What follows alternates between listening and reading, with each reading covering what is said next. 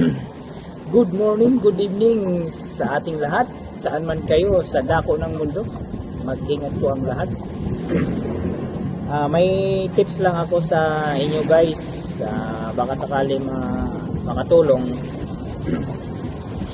Lalo na dun sa mga baguhan o bagong salta dito sa Maynila. Na kung bagong salta kayo dito sa Maynila, ay huwag po kayong magpapahalata na baguhan kayo dito sa Maynila para hindi kayo maloko. Kung sakali na bago kayo at may hinahanap kayo na isang tao o isang lugar, huwag kayong magpahalata na bago kayo doon. Huwag kayong aanga-anga, yung tingin dito, tingin doon, tingin doon, tingin doon, tingin dito. Parang nagtataka kayo na, oh wow, ang tataas ang building dito. Yun. Huwag ganun. Kailangan feel at home.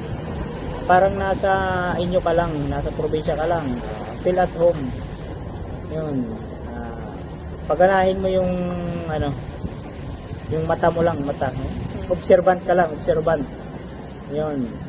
Kailangan obserbahan mo yung mga nasa paligid mo, tsaka yung mata mo, napaganahin mo.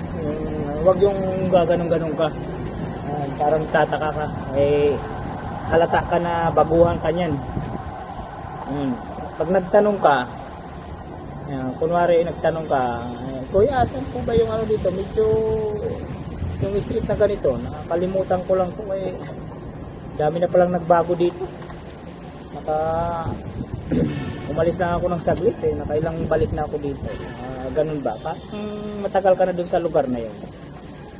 Dati itong kalsada na to, wala naman to. Ngayon, ginagawa naman pala. Mga ganun.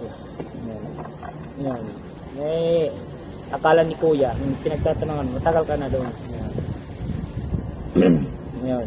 Kaya, ituturo ka niya sa tamang daan kung saan ka pupunta. Yun. Ang feel at home. Yun. Sasakay ka naman ng sidecar, ganun din.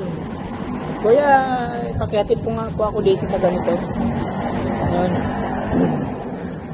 Yan. Ngayon, mag-usap na kayo, magtanungin mo kung magkano. Magkano kuya? 150. 150. Grabe naman tinaas. Sumakay lang ako dito nung nakaraan. 50 lang eh. Parang ikaw pa ngayon nasakyan ko dati eh. Parang ganun ba? Parang kilala mo siya. Yun. Sige. 50 na lang. Ganun. Parang, ikaw ata yung kababayan ko eh. Ikaw pa nga naghatid mo sa akin, pauwi eh. Nakabalik pa lang ako. Yun.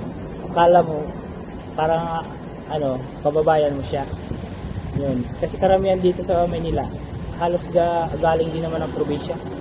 Yung natuto na lang mag-diskarte dahil sa hirap ng buhay.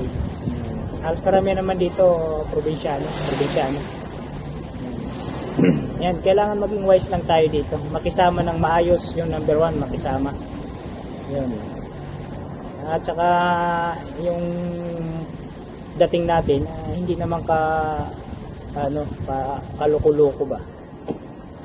Feel at home lang para hindi tayo maloko. Kasi halos dalawa lang ang tao dito sa mundo, yung manluloko at saka naluloko. Okay guys, sana may mapulot kayong aral. Thank you for watching.